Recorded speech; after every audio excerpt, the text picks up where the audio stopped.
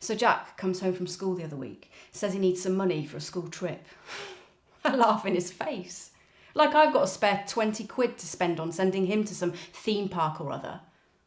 You've got 20 quid to spend on vodka though, Mum, haven't you? Cheeky little sod. I tell him to go to his room, but he ignores me and goes out. Don't be late back, I shout after him. Leanne'll need a tea making. I watch him through the window, striding off down the road. He looks so much like that waster dad of his. His hair, his face, even the way he walks. Well, is it any wonder I find it hard to love him? Does that sound bad? Well, I try, but I just can't. Not properly. And now he's getting his dad's temper as well. I can see it, he's only 14, but the way he lashes out at Leanne sometimes, she's only 6. It's jealousy, I think. Different dads. Well, Mick he is a good dad to Leanne. He supports me, lets her stay at his house at weekends. He obviously loves her. It was me he couldn't cope with.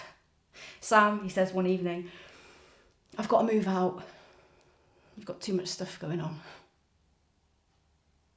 Jack found it hard when Mick moved out. We thought he was his real dad. We'd known him since he was 4.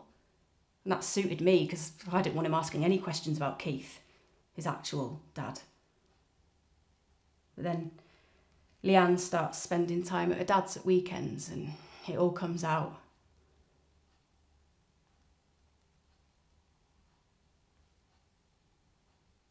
Then Jack finds it hard and he starts demanding to know more about Keith and, well, there's nothing to tell, I tell him.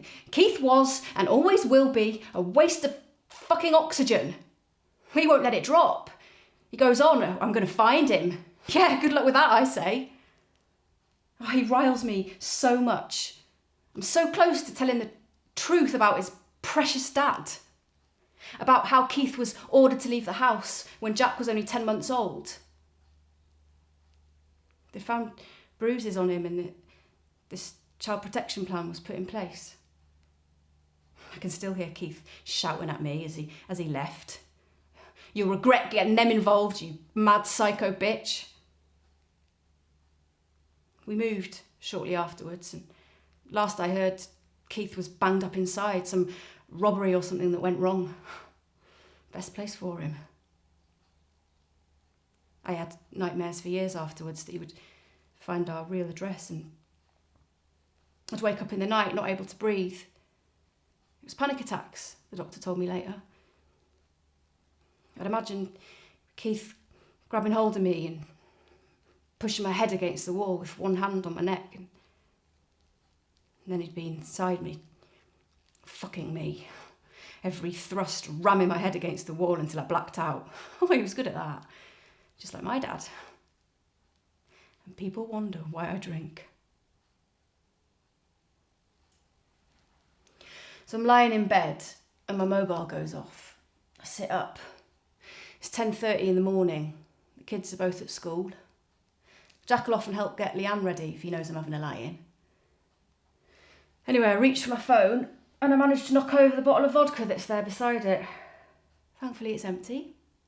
Hello, I say. It's Jack's school. It's the 3rd time in 2 weeks. Well, what's the little bugger done this time, I say? School says they need to speak to me in person. So I get dressed, take my pills, head off down the road to school. My head is pounding. Mrs. Wood, the head, takes me into her office. It seems the school have got some serious concerns about Jack. Mrs. Campbell, she says. Miss Campbell, I'm not married. She apologises and carries on.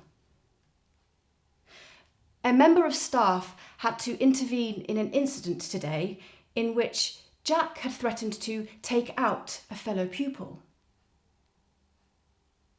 Well, I ask her what started it. Mrs. Wood looks uncomfortable.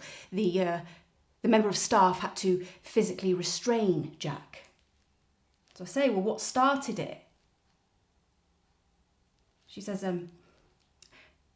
it seems the other pupil had said something derogatory about yourself.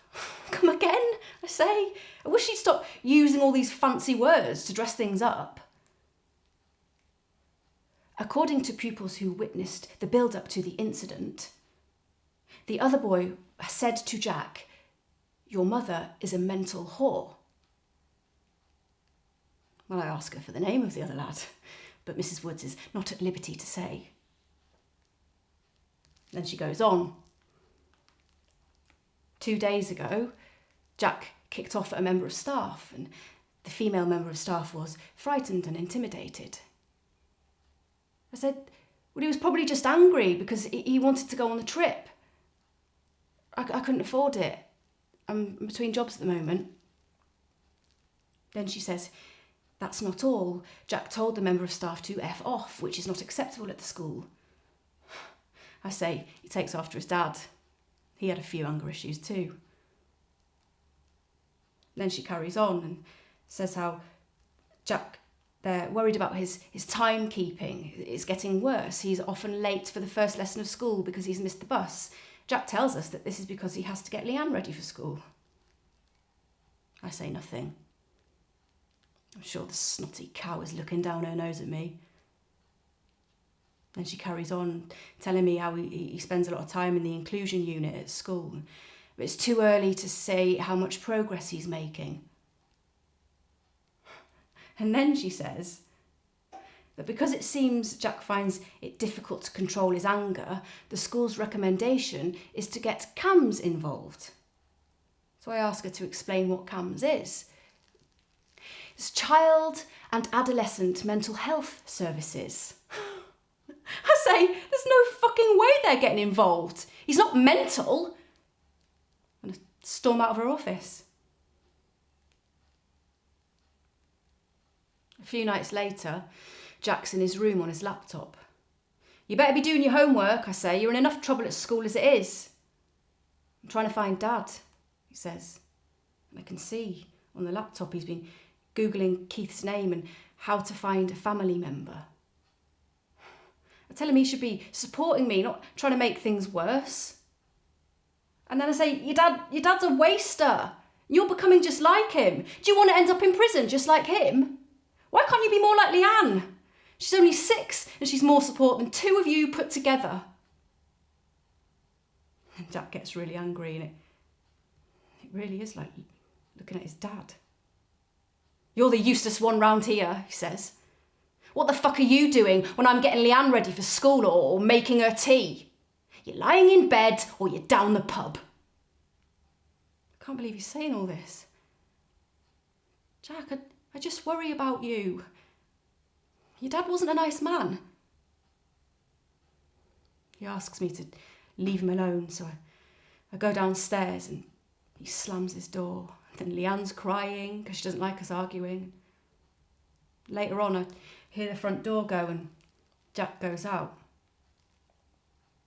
I go up to his room. The laptop's still on. So I decide to have a look. I just want to know how far he's got trying to find Keith. Luckily, there isn't any passwords or anything. The screen lights up and bingo, there's Jack's Hotmail account. Oh, I'm terrified he's managed to make contact with Keith and that they're emailing or arranging to meet up. I mean, for all I know, Keith could be out of prison by now. But it's not Keith he's been emailing. It's some lad called Luke Ramsden. I've heard Jack talk about this Luke before. They've got quite pally. I think they both spend a lot of time in the inclusion unit. Well, this Luke has replied to one of Jack's emails, but it just says, we're on for Saturday. So I scroll down. Jack's message to Luke. Last week was sick. It was awesome chilling with you and the Olders. Glad I passed initiation. Those new rides I got were pretty sick too. Better still because I didn't pay for them. Woman in shop looked pretty pissed when she saw me run out of the shop with them. Alarms going off and everything. The thieving little git. I wondered where he got those new trainers from. Anyway, that wasn't all. Are we still on for Saturday? I asked Leanne where they keep the laptops and shit at her school. I didn't tell her why I needed to know. It won't be difficult. And I got what they asked for. I got the blade. Come Saturday, I'm going to be carrying.